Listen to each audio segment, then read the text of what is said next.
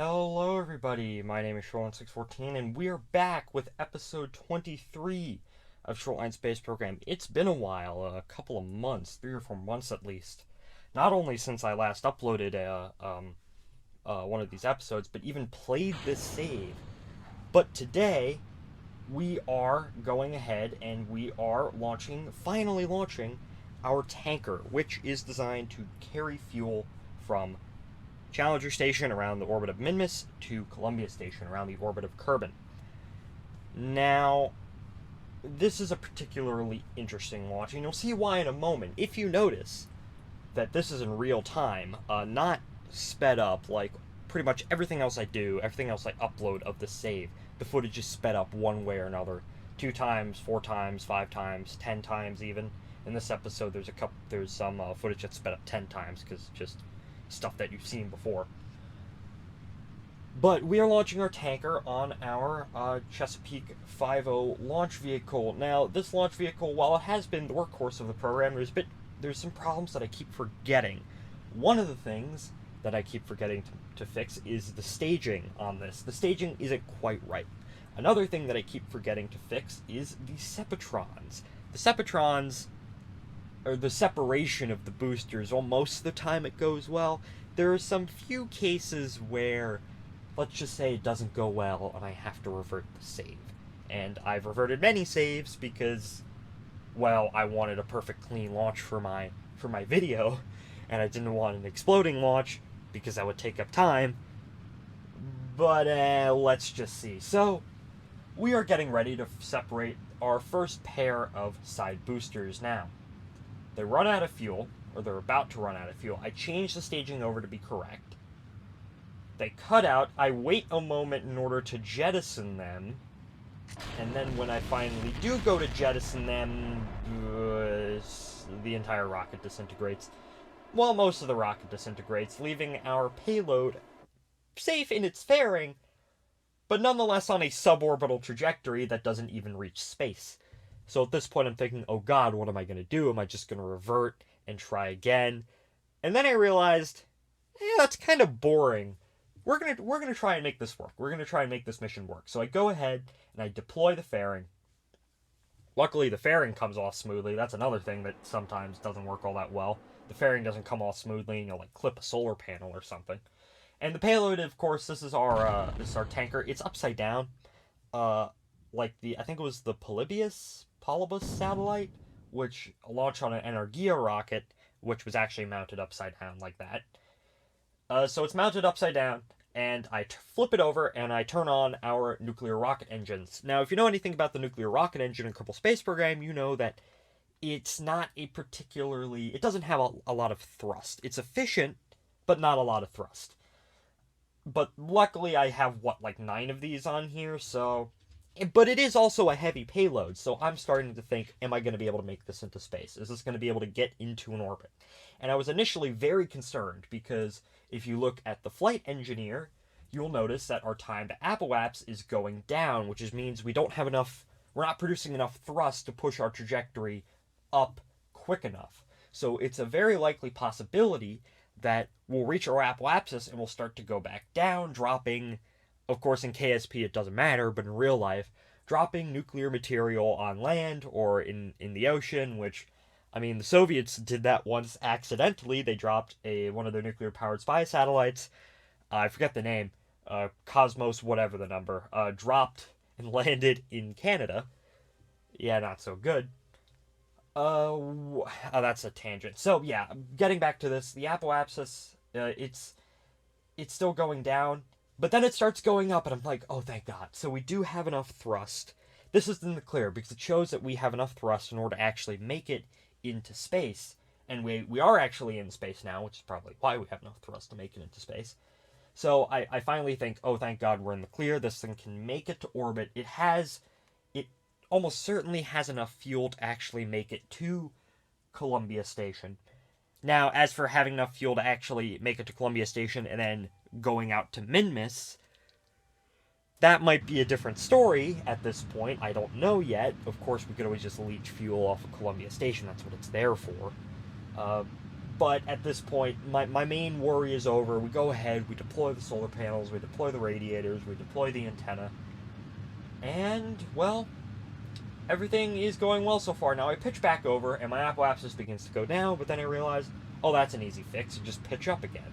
So our apoapsis needs to be at 100 kilometers in order for us to actually make it to Columbia Station, because it's not in an exact 100 by 100 kilometer orbit. When I put it up initially, it was, but I guess due to the forces of docking and RCS and whatever, it's kind of shifted into something else. I don't know if I could, let's just say, safely change that back to a 100 by 100 kilometer orbit, so it's kind of stuck in this weird, almost circular, almost 100 kilometer elliptical orbit. At this point, our radiators start to overheat, of course. That's also what they're there for. They're there to soak up heat. If we didn't have the radiators, I doubt we'd be able to get away with running 9 nuclear engines all clumped together like that. I don't even think that's something you would get away with in real life. Although, I mean, Starship's gonna get away with, what, 29 and then 23 engines? I guess this could get away with 9 if you were really, really careful. Anyways, we get our apoapsis up to 100 kilometers, and I finally say, yes, this will make it to the orbit, this will make it to the station, this isn't all in vain. And of course, boring orbital maneuvering stuff that I just decided to cut over. I just cut to the tanker actually docking to the station itself. So we dock it to our nuclear tug refueling module at the other end of the station. That might actually, I don't know if that might actually have to be extended in the future to allow this and the Nervatug to dock at the same time.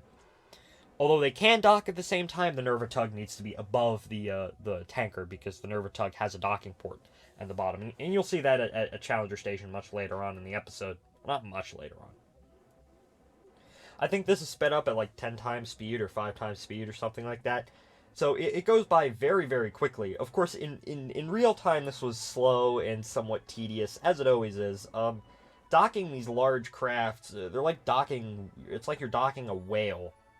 Although this is probably a whale-sized craft, some probably even bigger than a whale. The station sways back and forth a little bit, although that's normal. There's our, I begin to transfer fuel back and forth.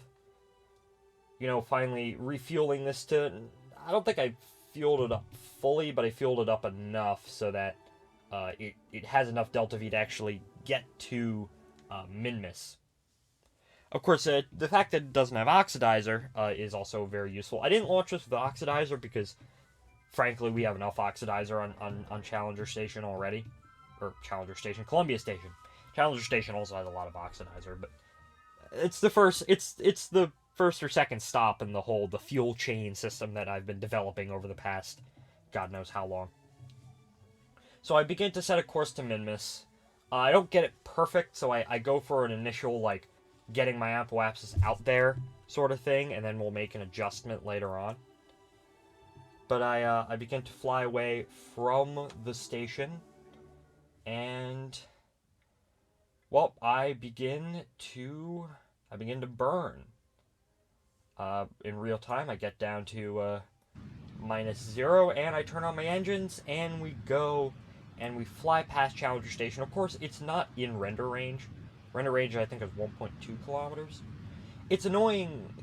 This has happened to me in the past, where the station, or the craft that I'm flinging out to Minmus or whatever, will bypass. It will get into render range for a brief second, and when it goes into render range, the game freezes, and then when it comes out of render range, the game also freezes ever so slightly, and that's kind of annoying, because whenever something gets into render range, I switch to it and make sure it's okay, because coming in and out of render range can be a bit of a iffy things at times. Like here at Challenger Station, where one time I got into render range and the whole station started shaking and almost fell apart if I didn't time warp, so I'm a bit paranoid about that. Anyways, we're coming into Challenger Station right now, and as you can see, I'm going to dock it to the docking port on the bottom of the Nervatug. So, as you can see, this is something that we can do. So if these two crafts are ever at the station at one time, I'm going to have to reposition them. I might send up a an extra module at what's it called, Challenger or Columbia Station to actually resolve this issue, so to say. But I maneuver the station to get everything aligned because I like my things to be aligned pretty well. The station shifts back and forth a little bit. And then, of course, I think it's due to the SAS. I don't actually know where the station is controlled from, so that might be a bit of an issue. It's an asymmetrical craft trying to balance symmetrically. But anyways, we go ahead, and the docking is safe and smooth, if not a bit tedious. And we've demonstrated that this can actually go down there. Now, I also try and do an EVA to remove these white flags. Now, initially, these had, those were actual flags. They weren't just blank, right?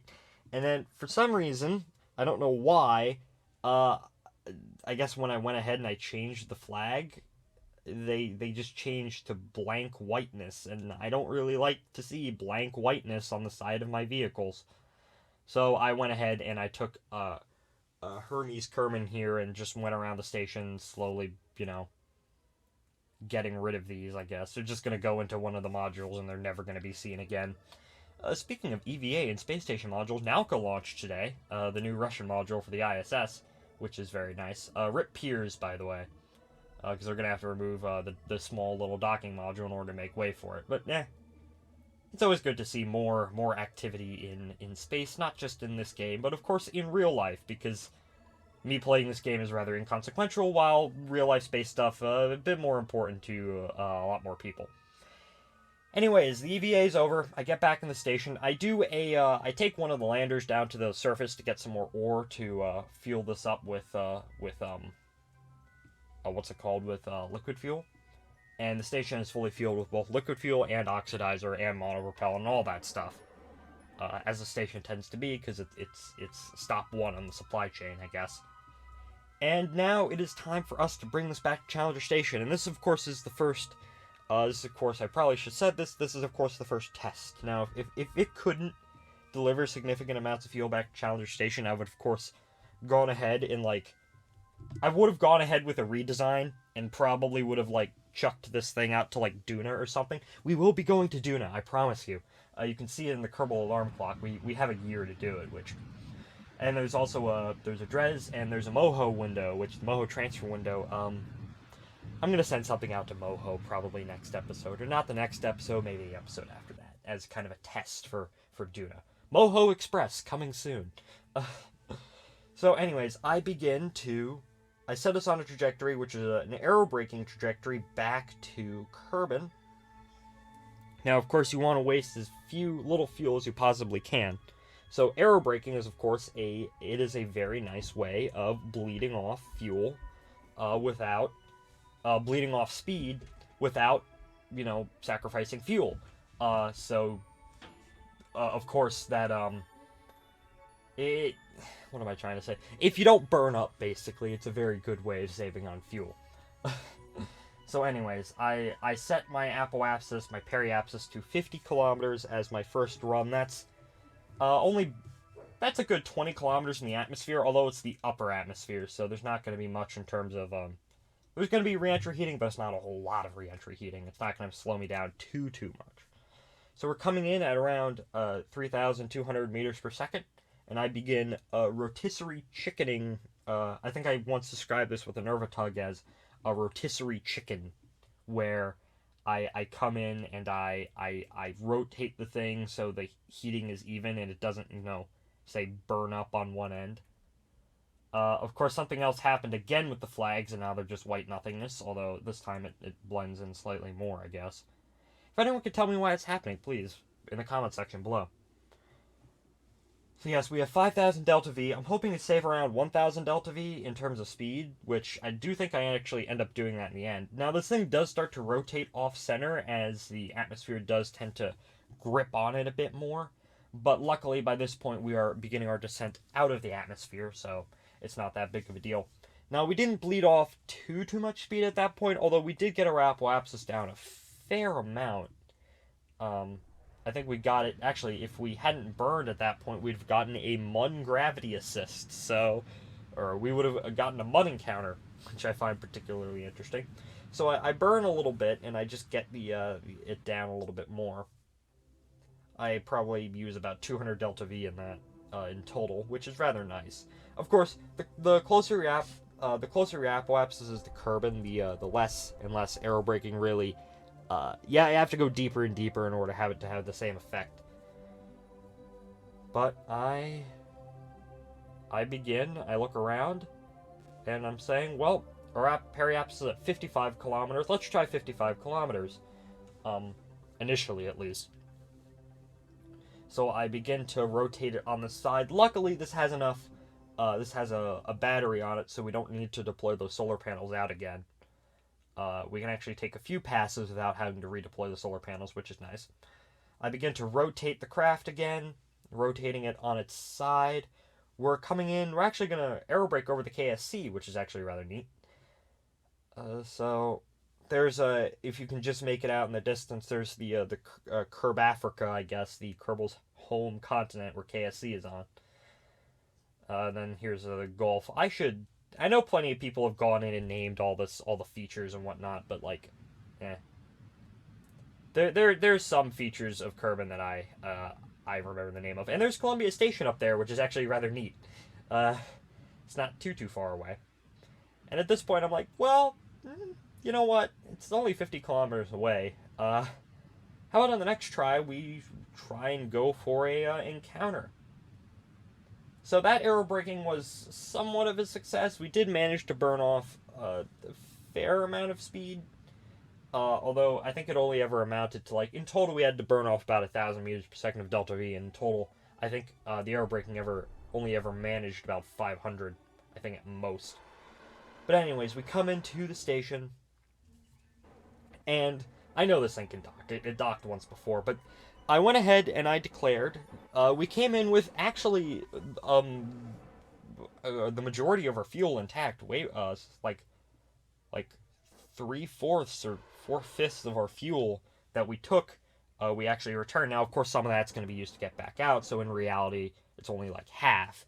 But that's still a significant amount. A couple of flights, which I probably have to do, and then this should be fine. Like in terms of a fuel tanking system. Now there's some things that I still need to refine, like setting up an extra module to actually allow these two crafts, this and the Nervatug, to dock at once. But other than that, I declare it a success.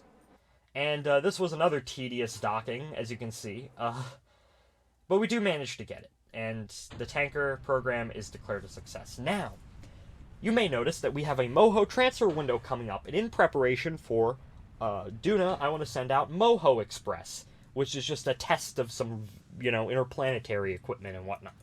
So, I decide one of the first things that we're going to need for Moho Express is we are going to need a relay. So I put together this contraption, which is a interplanetary relay that I am going to send out to, in between Kerbin and Moho.